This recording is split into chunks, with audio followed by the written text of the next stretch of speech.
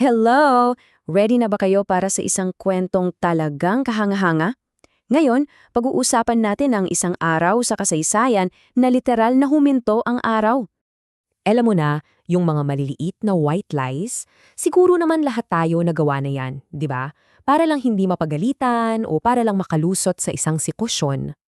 Parang imposibleng pakinggan, ano? Pero yan mismo ang nangyari sa kwento natin ngayon. Isang kwento ng isang matalinong panlinlang, isang pangako at isang himala na talagang nagpatigil sa mundo. Okay, so paano ba nagsimula ang lahat ng ito? Well, nagsimula to sa isang matalinong panlilinlang. Ang bida dito ay ang mga Gibeonita. Isang grupo ng mga tao na sa totoo lang, takot na takot sa napakalakas na hukbo ni Joshua. Dahil sa sobrang takot, kailangan nilang gumawa ng paraan. At ang naisip nila, isang napakagaling na plano. Tingnan nyo to. Una, nagsuot sila ng mga lumang damit. Tapos, nagdala sila ng mga props, tulad ng amag na tinapay. Tapos, may dala pa silang mga lumang sisidlan ng alak. At ang pinakahuli at pinakaimportante, magkukwento sila na galing sila sa sobrang layo. At para mas kapanipaniwala ang drama nila, ito mismo ang linyang binitawan nila kay Josue. As in, pinakita talaga nila yung tinapay bilang ebidensya. Galing ng acting, di ba? At effective nga yung plano nila, naniwala si Josue at ang mga pinuno ng Israel. Pero yung desisyon nilang yon, doon magsisimula ang isang panata na hindi na nila pwedeng bawiin. Ito yung naging problema eh. Sobrang kumbinsido sila sa palabas ng mga Gibeonita, kaya gumawa sila agad ng kasunduan. Nakalimutan nilang magtanong muna sa Diyos kung ito ba ang tamang gawin. Nagpadalos-dalos sila.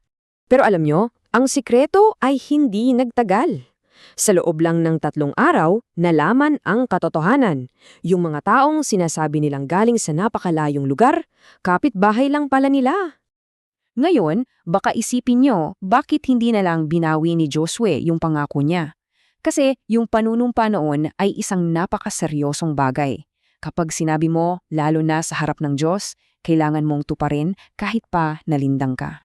Kaya anong nangyari? Good news, bad news. Ang good news, nailigtas ang buhay nila dahil sa pangako. Ang bad news, dahil sa pagsisinungaling nila, naging tagapaglingkod sila ng mga Israelita. Pinapakita lang nito na bawat kilos natin may kaakibat na resulta. Akala mo, tapos na ang gulo? Nako, nagsisimula pa lang pala. Kasi yung kasunduan na yon sa pagitan ng Gibeon at Israel, nagpagalit sa mga kalapit bayan nilang kaharian. At hindi lang basta isang hari ang nagalit. Hindi 2, hindi 3, kundi 5. 5 hari ang nagsama-sama ng kanilang mga hukbo para sugurin at parusahan ang mga Gibeonita. Grabe ang panganib. At syempre, sa sobrang takot, tumakbo sila para humingi ng tulong kay Joshue. Ito yung desperado nilang sigaw. Ramdam mo yung kaba at yung pagkaapurahan sa sitwasyon nila. At dito na papasok yung pinaka-epic na part ng ating kwento. Si Josue, na this time natuto na sa lesson niya, nagtanong muna siya sa Diyos, ay agad-agad na nagmarcha para tumulong. Isipin niyo yun, naglakad sila buong gabi, walang tulog, walang mahinga. Ganun katindi yung dedikasyon ni Josue na tuparin yung panunumpa niya, kahit pa nagsinungaling sa kanya yung mga Gibeonita. So, sa labanan, 2 pambihirang bagay yung nangyari. Sa isang banda, yung mga sundalo ni Joshua buong tapang na lumalaban.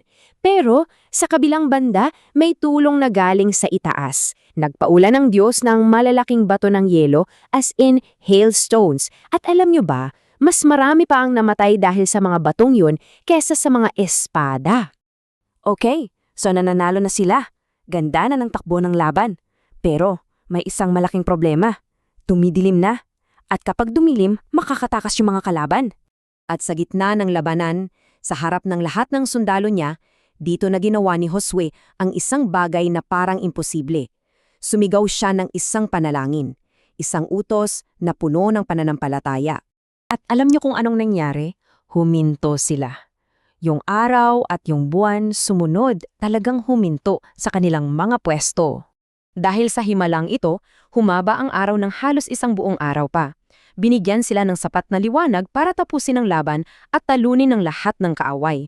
Wala pa raw nangyaring araw na katulad nito sa buong kasaysayan.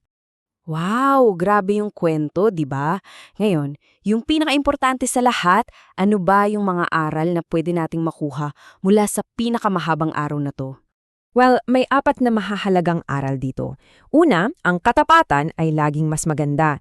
Kasi yung pagsisinungaling, kahit gaano pa kagaling, nagdudulot lang ng gulo sa huli. Pangalawa, pag nangako ka, tuparin mo. Ang pangako ay pangako. Pangatlo, mahalaga ang paghingi ng gabay. Huwag magpadalos-dalos sa desisyon. At pang-apat, pinapakita ng kwentong ito na kapag may pananampalataya ka at ginagawa mo ang lahat ng iyong makakaya, posible ang mga bagay na akala mo imposible. Kaya iiwan ko sa inyo ang tanong na to para pag-isipan. Sa buhay mo, kailan ba yung pinakamahirap pero pinakaimportante na tuparin mo ang isang pangako? Salamat sa pagsama nyo sa akin ngayon.